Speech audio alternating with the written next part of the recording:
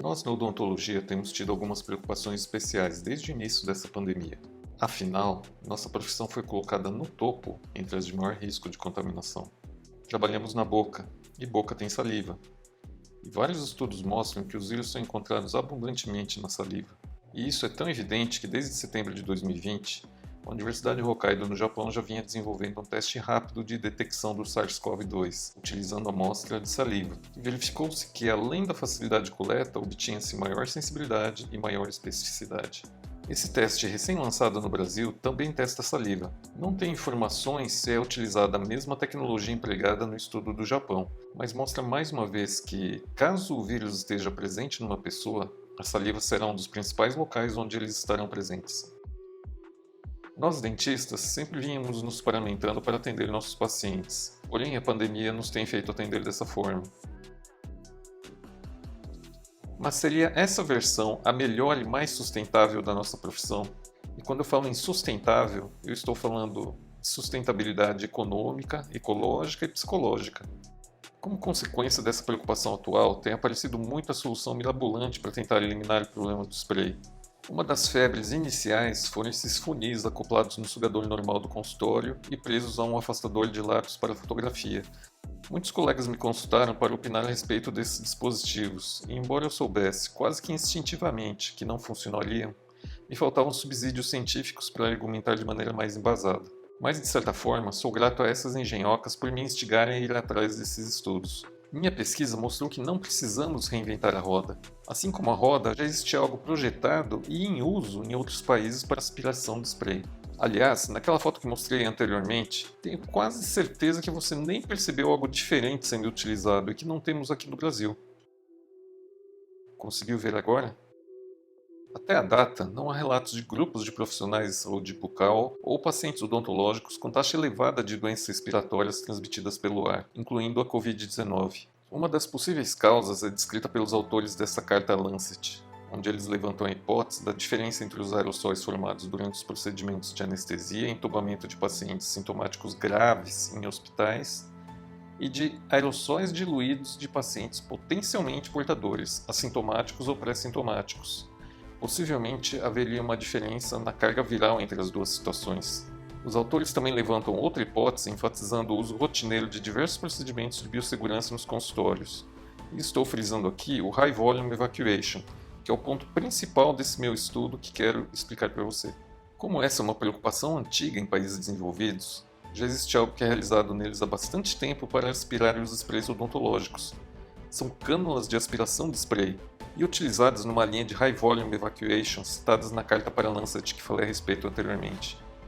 E já vou adiantando, High Volume Evacuation não é a simples utilização de bomba de vácuo.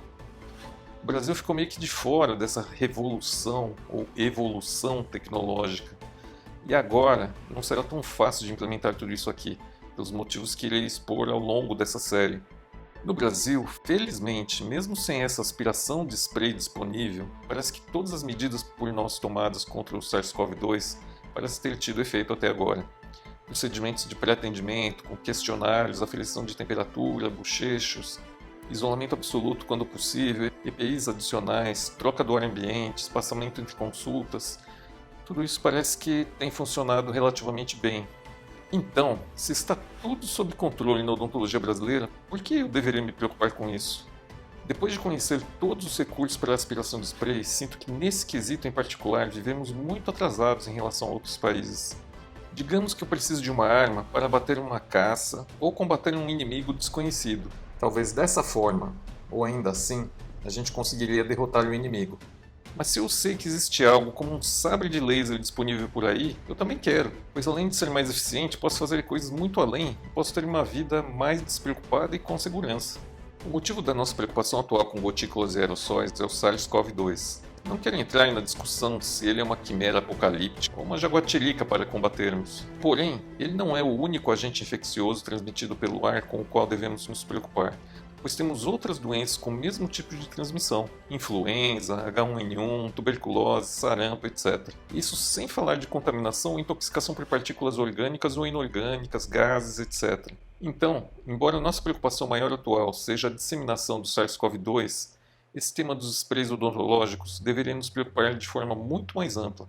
Se ainda assim você não se convenceu de que precisa desse tipo de aspiração, vocês já experimentaram realizar a airbrasion para procedimentos adesivos, esse procedimento de abrasão a ar e água? Se você já tentou realizar esse procedimento com sugadores normais, mesmo com uma bomba de vácuo, vocês devem ter visto que a sujeira é tremenda. Agora, se vocês notaram com atenção nesse vídeo, está sendo utilizado aqui uma cânula bem larga. Essa cânula grossa de aspiração só pode ser encaixada em terminais de aspiração presentes em equipos importados. Mesmo com uma vacinação ou até um futuro desaparecimento da Covid, a preocupação com os sprays gelados vai continuar, pois é um desafio antigo dentro da odontologia mesmo antes da pandemia. E a odontologia está sempre em evolução. Você já se imaginou atendendo hoje, como em meados do século XX? Acredito que não. Para utilizar essas cânulas com sucesso, é necessário uma série de requisitos: uma bomba de vácuo adequada, encanamento de vácuo adequado, de equipo adequado, mangueira de aspiração adequada, terminal adequado para a cânula e treinamento da técnica de aspiração. São muitos requisitos para que essa cânula consiga funcionar de maneira adequada. Esse tema exigiu de mim uma dedicação muito profunda nesses últimos meses, onde tive que aprender diversos termos e conceitos complexos da área de engenharia, especialmente de mecânica dos fluidos. Quero compartilhar com vocês aqui, de uma maneira um pouco menos complexa, alguma dessas coisas que eu tenho estudado. Apenas para você sentir o quão preparado você está para encarar esse problema, tente responder essas perguntas. Qual o princípio mecânico de geração de vácuo das bombas odontológicas? Qual a diferença numérica dos parâmetros de uma sucção do equipo e de uma bomba de vácuo? Seu equipo está preparado para aspirar spray? Qual a vazão de ar e qual o vácuo máximo de sua bomba de vácuo? Qual o parâmetro de uma bomba de vácuo é mais importante de ser observado para sugar saliva e sangue? Qual o parâmetro de uma bomba de vácuo é mais importante de ser observado para aspirar spray? Está disposto a mudar velhos paradigmas decorrentes de um darwinismo dos equipamentos brasileiros? Se você respondeu positivamente à última questão, fique aqui comigo que eu vou tentar explicar tudo em detalhes. Graças a essa ampla pesquisa é que pude realizar vários experimentos e elaborar protótipos que talvez possam ajudar toda a classe odontológica brasileira. Embora seja um pouco complexo para esses procedimentos agora no Brasil, ao final vou passar algumas sugestões de como conseguir executá-los de maneira mais adequada possível, até que a indústria nacional de equipamentos odontológicos se adeque. Vocês verão que não é algo tão fácil de ser realizado, tipo uma série for dummies, ou seja, para leigos. Mas não é algo impossível. Porém, essa será uma longa série de vídeos devido à necessidade de passar para vocês termos e conceitos novos que são de suma importância para entendermos o cerne do problema. Para quem não me conhece, eu sou o Paulo Moria, dentista formado em 91 e fui professor de prótese dentária e disciplinas correlatas por 15 anos. A partir de agora, vou compartilhar com você tudo o que eu encontrei sobre o assunto aspiração de spray odontológico. Declare não haver conflito de interesses de qualquer ordem no presente estudo. Todas as marcas comerciais citadas foram para esclarecer o que existe mais comumente no mercado. Preparado? Então vamos lá.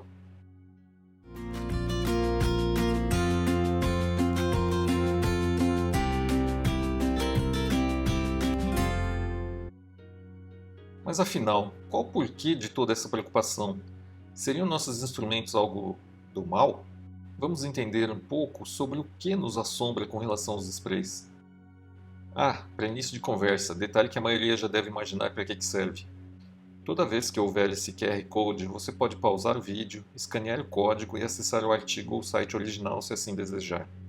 Nesse artigo de Harrer e Molinari de 2004, 16 anos atrás, num artigo da JADA, eles mostraram quais instrumentos odontológicos geravam maior contaminação, e aqui a gente pode ver instrumentos de profilaxia ultrassônica, jato de bicarbonato, seringa tríplice, preparos dentários com instrumentos rotatórios, preparos dentários com abrasão a ar com óxido de alumínio. Aqui eles frisam algo muito interessante, que os instrumentos odontológicos geram spray sem contaminação, porém, quando você tem esse instrumento atuando numa superfície com saliva, bactéria, sangue, mesmo que você desligue a irrigação, que o instrumento haja a seco, o que não é recomendável, vai haver contaminação do ambiente. Nessa tabela, eles mostram que o uso de um High Volume Evacuator, que eu vou traduzir aqui como um evacuador de alto volume. Vou frisar novamente que não é a mesma coisa que um sugador com bomba de vácuo. Ele vai reduzir a contaminação do ar em mais de 95%. O problema, então, não é o spray dos nossos instrumentos, mas o material potencialmente contaminado que ele vai revirar e carregar junto consigo no ambiente. Nesse artigo de 2020, foi muito bem explicado a rota possível do coronavírus dentro de um consultório odontológico. Um paciente contaminado, através das gotículas aerossóis liberados durante tosse, pode contaminar um grupo de pessoas. Essas pessoas, gerando gotículas aerossóis, seja através de tosse ou seja até através da fala, pode atingir um grupo de risco. E essas pessoas, sim, podem ter consequências graves da doença. Mas essas pessoas sintomáticas não seriam o nosso verdadeiro problema, porque pacientes sintomáticos, eles seriam medicados, eles não teriam atendimento no consultório, a gente esperaria um tempo até podermos atendê-los. O nosso verdadeiro problema são os portadores assintomáticos ou pré-sintomáticos, porque esses pacientes carregam o vírus e nem sabem que estão carregando. Então, nós vamos realizar nossos procedimentos odontológicos que geram sprays, e esses sprays vão se misturar às gotículas aerossóis dos nossos pacientes e também com a saliva dele. Tudo isso vai ser dispersado no ambiente do consultório, atingindo a equipe de saúde bucal inteira. E mesmo com toda a paramentação, a gente sabe que pode se contaminar. E podemos levar esse vírus para outras pessoas. E essas pessoas, gerando gotículas aerossóis, podem contaminar pessoas do grupo de risco. E esse é o grande problema. Para início de conversa, é necessário definirmos alguns conceitos. Olhando no dicionário, quando a gente observa o termo aerossol e o termo spray, não fica muito claro qual a diferença entre esses dois termos. Eu recomendo muito que assistam esse vídeo do Franz Wiesbauer, onde explicou muito bem os diversos conceitos. Ele fez uma animação excelente sobre o assunto e que eu realizei uma versão resumida dublada. Vou mostrar um pequeno trecho. O que exatamente é uma gotícula? E o que é um aerossol? Existem várias definições, mas é mais útil diferenciar em relação aos seus comportamentos no meio ambiente. Gotículas possuem tamanho acima de 20 micrômetros, ou 0,02 milímetros. Elas são normalmente produzidas durante a tosse, espirro ou ao gritar, por exemplo, e usualmente sucumbem à gravidade. Isso significa que elas caem após viajarem no ar por 1 a 2 metros. Aerossol, por outro lado, representado em rosa aqui, é composto por partículas mais finas, abaixo de 10 micrômetros, 0,01 milímetro. Podem viajar por muitos metros antes delas caírem no chão ou alguma outra superfície. Então, um aerossol é composto de partículas abaixo de 10 micrômetros e pode viajar mais longe no ar. Gotículas são maiores que 20 micrômetros. Elas normalmente sucumbem à gravidade e caem em direção ao chão. E há, então, as partículas de tamanho intermediário, de 10 a 20 micrômetros, que podem assumir um comportamento intermediário, mas é normalmente assumido que caiam no chão como as gotículas. E há ainda aquelas abaixo de 5 micrômetros, são tão pequenas que elas podem viajar todo o caminho dentro dos espaços alveolares, onde elas podem causar pneumonia, enquanto que partículas abaixo de 10 e acima de 5 micrômetros podem penetrar até um pouco abaixo da glote e aterrissam em algum lugar nos ramos traqueais. Quando as gotículas caem nas superfícies, indivíduos não infectados podem tocá-las com as mãos e, ao tocar sua face com as mãos, podem ser infectados. É por isso que a lavagem das mãos é tão crucial. Para tornar a coisa mais complicada, quando o componente aquoso das gotículas seca no ar, quando o vento e temperatura estão favoráveis, os remanescentes tornam-se núcleos goticulares, de uma tradução livre do inglês Droplet Nuclei. E esses podem então se comportar também como aerossóis. E também, quando condições de vento estão favoráveis, mesmo gotículas podem viajar muito mais longe que 2 metros. Então, aproximadamente em ordem decrescente de volumes, temos jato, esguicho e respingo. Uma gota, por definição, possui 0,05 ml, que se for esférica, calculando-se o volume de uma esfera, dá 4,6 mm de diâmetro. Eu quase não acreditei a hora que eu calculei isso, fiz essa foto de uma gota caindo sobre uma régua. Uma gota realmente é grande, ela tem quase meio centímetro. Um spray contém gotículas e aerossol. As gotículas são até 230 vezes menores que uma gota. O aerossol tem o tamanho da metade do tamanho da menor gotícula para baixo. Nessa nota muito recente de 5 de outubro de 2020, o CDC relatou que há evidências que, em certas condições, a transmissão pode ser por partículas suspensas no ar, o que eles chamam de airborne, ou seja, a contaminação pode ocorrer entre pessoas a mais de 2 metros de distância, semelhante com o que ocorre para tuberculose, sarampo e catapora. Mas o grande problema é que o que os olhos não veem, o coração não sente. Imagine se não tiver cheiro e se não der para palpar. Algum negacionismo ou despreocupação com relação à problemática do spray odontológico possivelmente vem do fato de não ser possível visualizar os aerossóis e maior parte das gotículas no dia a dia sem recursos especiais. Para quem tiver curiosidade da parte técnica de como registrar as gotículas e aerossóis, eu recomendo o meu vídeo Spray Odontológico, como registrar em foto e vídeo. Não é algo muito simples, mas vocês vão ficar impressionados do quanto vocês não enxergam os sprays odontológicos gerados. Aqui é uma pequena demonstração do meu vídeo mostrando o que a gente não vê durante o dia a dia na odontologia. Somente mudando o tipo de iluminação, veja a diferença. Aqui com o ultrassom, a gente não vê muita coisa, mas aí a hora que você muda a iluminação, você consegue ver a extensão de todo o spray gerado, quanto ele é espalhado. É realmente impressionante, a gente não consegue ver isso no dia a dia de consultório. Bem, então para responder à pergunta do título, eu preciso primeiro te perguntar: você realmente sabe como funciona o seu sistema de aspiração e sucção? A propósito, aspirar seria igual sugar? Se vocês olharem novamente o dicionário Wise, vocês vão ver que existe uma diferença entre o termo aspirar e sugar. O termo aspirar ele está mais relacionado a ar e gases, enquanto o termo sugar está mais relacionado a líquidos. Então, o que a gente normalmente faz na odontologia brasileira, a gente faz sucção. Sucção de sangue, sucção de saliva. Mas definitivamente a gente não realiza aspiração do spray. Aspiração, sucção, tudo igual?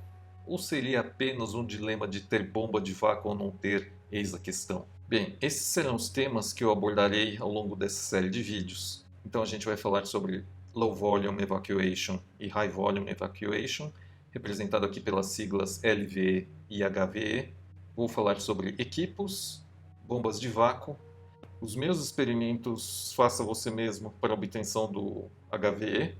Vamos discutir alguns equipamentos de aspiração extraoral e equipamentos diversos de aspiração e sucção para observarmos o princípio deles e se alguma coisa pode ser aproveitada para a gente na odontologia. Se você se sentiu boiando, não se preocupe. Eu também me senti assim quando comecei a estudar o assunto. Pretendo aqui, nessa série de 7 vídeos, te esclarecer da maneira mais minuciosa e didática possível todos os detalhes desse procedimento para a aspiração dos sprays odontológicos. Te vejo então nos próximos vídeos.